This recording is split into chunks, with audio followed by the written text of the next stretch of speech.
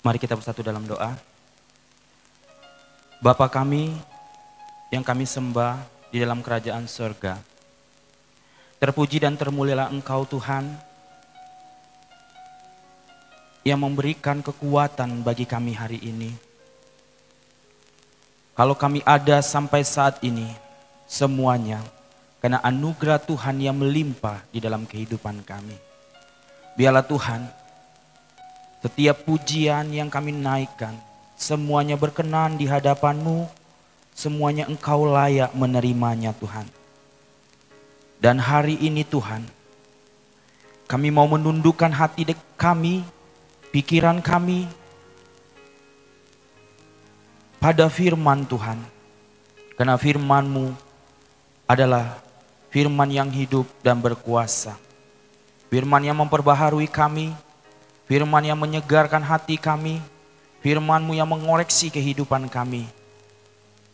Biar Roh Kudus menguasai kami.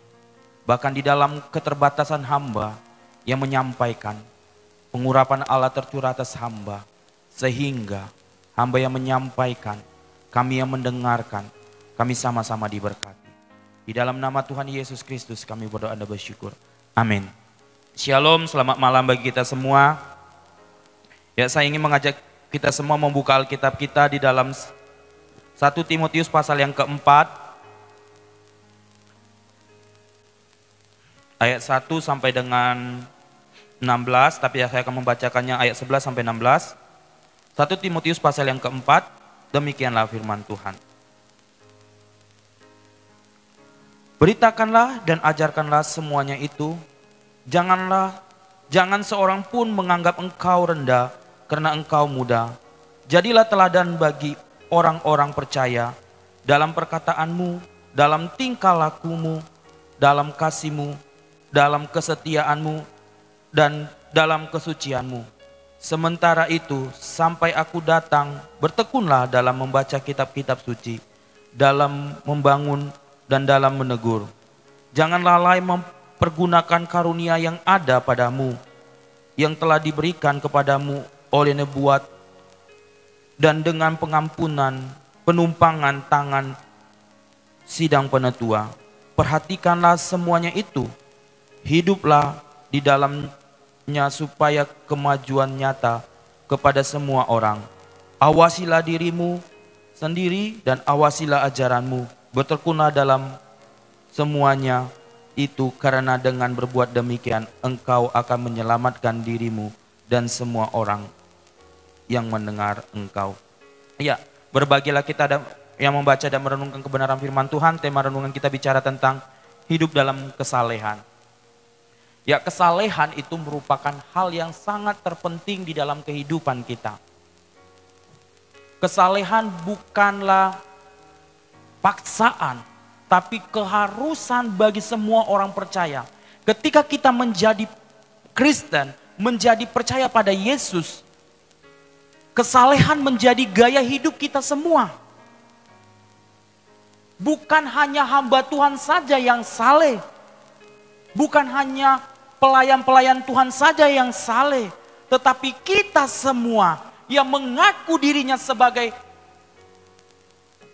anak-anak Tuhan harus hidup di dalam kesalehan.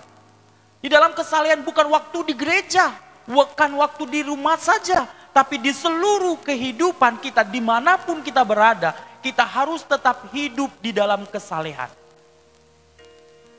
Menurut Kamus Bahasa Indonesia, kesalehan itu artinya ketaatan, kepatuhan di dalam menjalankan suatu ibadah.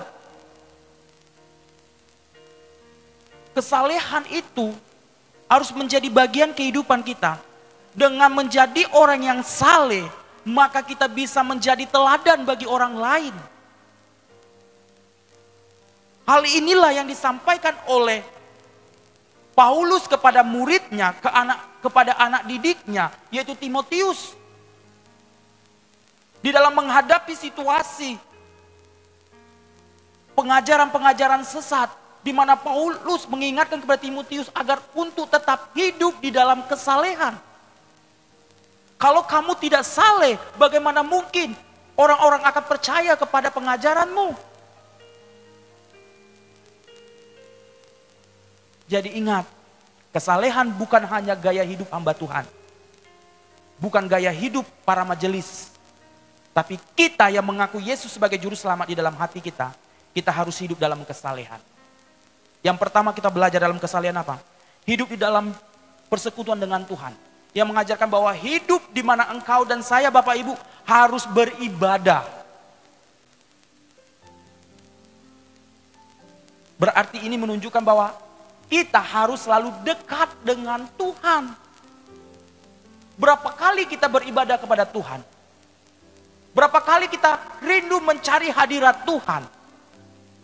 Apakah kita hanya beribadah, datang persekutuan waktu di hari Minggu saja? Atau waktu ibadah doa saja? Selebihnya, kemana waktu itu? Enggak menjadi masalah kita hadir di gereja, tapi Tuhan menginginkan kita, di mana kita memiliki hubungan yang intim dengan Tuhan, di mana kita menyediakan waktu kita untuk bersekutu dengan Tuhan. Inilah yang Paulus tekankan di dalam kehidupan Timotius, agar engkau tidak melupakan ibadahmu, persekutuanmu dengan Tuhan. Bagaimana engkau bisa mengenal Tuhan kalau engkau jauh daripada persekutuan dengan Tuhan? Kalau kita tidak rajin beribadah, rajin bersekutu dengan Tuhan, akan gampang kita akan terbawa oleh arus dunia dengan pengajaran-pengajaran sesat. Inilah yang ditekankan oleh Paulus, supaya engkau tidak meninggalkan ibadahmu. Kita beribadah bukan berarti kita mencari berkat. Ingat, ketika kita beribadah, jangan sampai motivasi kita mencari berkat. Tapi ketika kita beribadah, berarti kita membutuhkan Tuhan supaya kita semakin mengenal Yesus itu. Kalau motivasi kita mencari berkat, betapa dangkalnya hidup kita. Kita akan kecewa. Dan kita akan meninggalkan Tuhan. Karena kebutuhan kita makan secara jasmani, kita butuh makan 3 kali sehari, betul nggak? Minimal 2 kali. Di dalam kerohanian juga, itu butuh penyegaran di dalam jiwa kita. Itu apa? Firman Tuhan, bersekutu dengan Tuhan. Saya sering katakan, berapa kali kita berdoa di hadapan Tuhan? Mungkin 3 kali. Itu pun doa makan pagi, doa makan siang, doa makan malam. Enggak jadi masalah. Tapi Tuhan ingin di mana engkau dan saya Bapak Ibu untuk semakin dekat kepada Tuhan.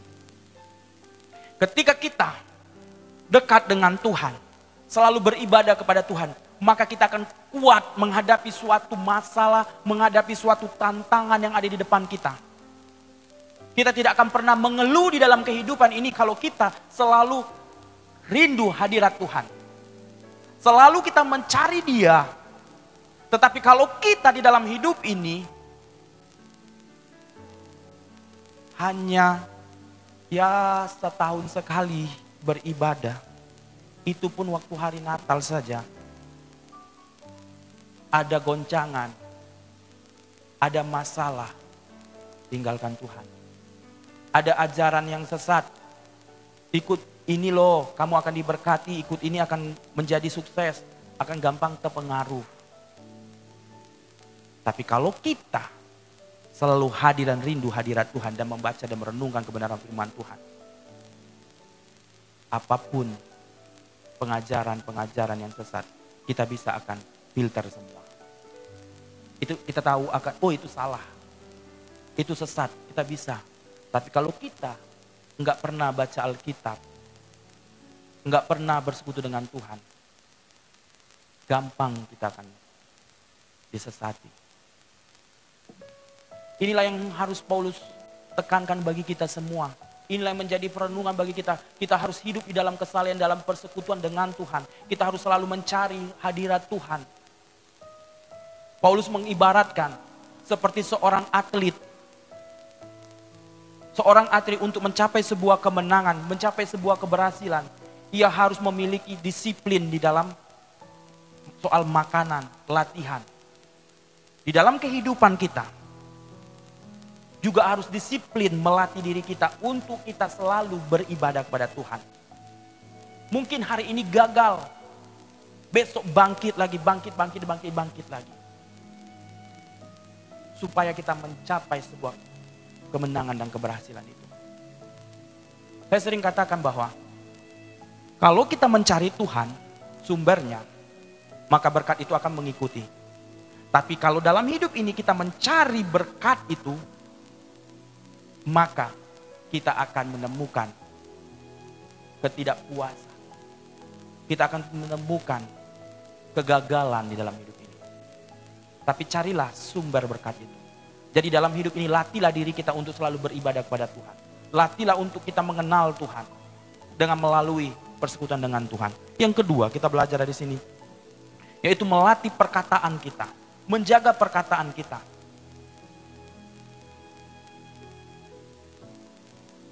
Sebagai orang percaya,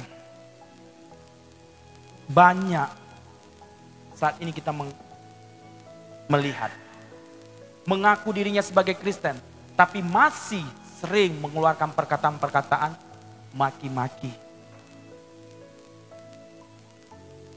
Perkataan yang kita keluarkan itu bisa membangkitkan seseorang, bisa juga melemahkan seseorang. Jadi dalam hidup ini harus selalu menjaga perkataan-perkataan yang harus keluar dari mulut bibir kita. Perkataan-perkataan yang memberkati yang harus keluar dari mulut bibir kita. Bukan perkataan-perkataan yang kotor.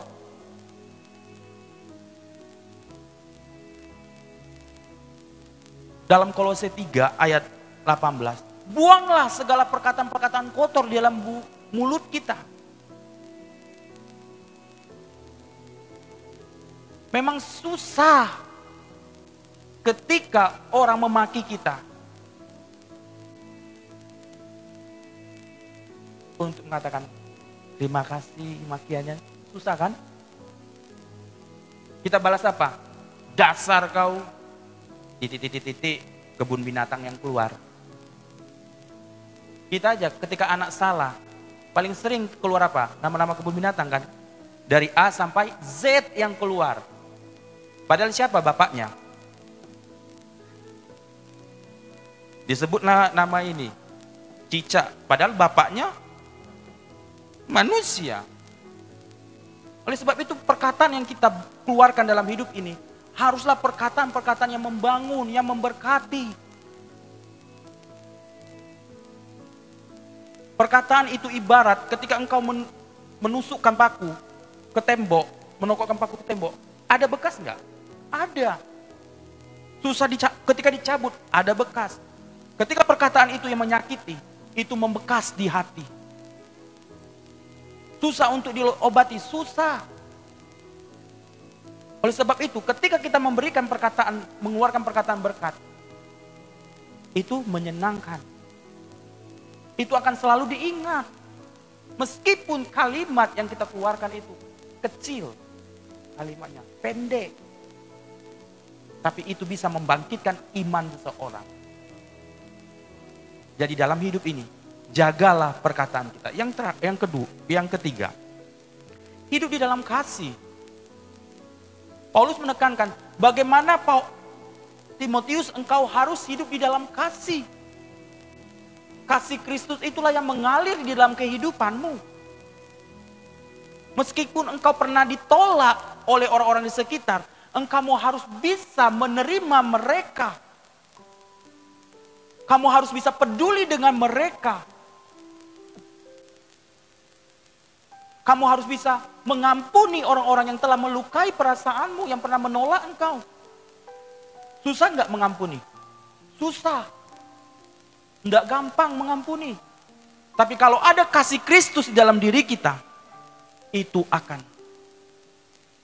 membuat kita lepas untuk mengampuni. Jadi kasih Kristus itu harus ada di dalam diri kita untuk saling menolong satu sama lain. Untuk bisa memberikan pengampunan, untuk mengasihi orang-orang di sekitar kita. Yesus pun mengasihi orang berdosa. Masakah kita nggak bisa mengampuni orang yang berdosa, orang yang bersalah kepada kita? Oleh sebab itu, Paulus menekankan kita semua untuk hidup di dalam kasih Kristus, untuk saling peduli satu sama lain, untuk saling membangun satu sama lain. Yang selanjutnya, untuk tetap setia. Paulus katakan, beritakanlah firman Tuhan. Setialah di dalam pelayananmu. Setialah di dalam setiap tugas tanggung jawabmu. Kita hadir di dunia ini, kita sudah diselamatkan di dunia ini oleh Yesus Kristus. Kehadiran kita harus bisa berdampak bagi orang lain. Harus bisa dilihat buahnya. Oleh sebab itu kita harus mengerjakan tugas tanggung jawab yang Tuhan berikan bagi kita. Yaitu menjadi saksi Kristus. Melayani Tuhan. Memberitakan Injil. Mungkin kita Bapak Ibu enggak seperti hamba-hamba Tuhan, pendeta-pendeta terkenal, tapi melalui gaya hidup kita, kita bisa memberitakan Injil. Oleh sebab itu kita harus tetap setia. Bukan hanya setia dalam pelayanan Tuhan, tapi setia untuk mempertahankan iman kita. Setia mengikuti Tuhan. Setia untuk mempertahankan iman kita. Jangan tukar imanmu dengan hal-hal yang duniawi. Itu yang Paulus inginkan. Dan ini juga ditekankan bagi kita semua. Kita harus setia dalam perkara kecil untuk melayani Tuhan, untuk mempertahankan iman kita. Yang selanjutnya, kita harus tetap hidup di dalam kesucian. Kita harus hidup, Paulus katakan, hiduplah di dalam kesalehan, di dalam kekudusanmu. Tuhan yang kita sembah adalah Allah yang suci. Memang tidak ada manusia di dunia ini yang suci, yang benar, tidak ada. Tapi ingat bahwa kita sudah dibenarkan di dalam Yesus Kristus. Kita yang sudah dibenarkan untuk bisa mempertahankan kekudusan hidup, untuk kita bisa mempertahankan kebenaran di dalam diri kita. Tuhan memanggil kita adalah suci. Kalau kita bisa baca di dalam 1 Petrus 1 ayat 16. Oleh sebab itulah engkau harus kudus. Saya sering katakan, untuk mencapai ke surga, bukan pakaian yang mahal 1M, 2M, bukan. Bukan seperti pakaian artis-artis. Entah Sarini kayak entah apa kayak.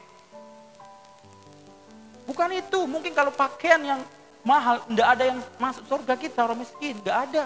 Tapi firman Tuhan katakan, pakaian yang kita gunakan untuk nantinya ke surga adalah pakaian kekudusan. Oleh sebab itu, kekudusan bukan tawar-menawar. Hari ini saya kudus, besok saya kudis. Tapi di dalam kehidupan kita, di gereja kudus, di luar kudus. Kudus mata, kudus pikiran, kudus apa lagi? Telinga, kudus tangan juga. Karena kadang banyak juga kita minjam barang tapi nggak ada orangnya. Ya pinjam dulu ya. Itu kudus nggak? Ay, Bapak Ibu lah yang tahu lah. Kadang-kadang kita apa? Ngomongi orang, menggosipi orang. Jemaat di sini nggak ada, jemaat Gemi Kanan nggak ada. Di sini, di dalam gereja, di luar gereja nggak tahu. Kita harus selalu hidup di dalam kekudusan. Kekudusan merupakan harga mati. Harus semua, karena Tuhan itu adalah kudus. Oleh sebab itu Bapak Ibu, di dalam kehidupan kita, kita harus hidup dalam kesalehan. Kesalehan yang selalu dekat dengan Tuhan. Kesalehan dalam perkataan kita. Kesalehan dalam kasih kita. Kesalehan dalam kesetiaan. Kesalehan dalam kekudusan. Orang mau bilang sok rohani, enggak apa-apa.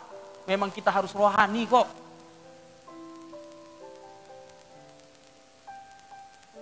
Tapi kesalehan bukan menjadi kita saleh. Bukan berarti kita harus menghakimi orang yang berdosa. Enggak, dengan kesalehan kita harus bisa menjadi teladan bagi orang lain. melalui kesalehan kita, nama Tuhan dipermuliakan. Amin buat kebenaran firman Tuhan.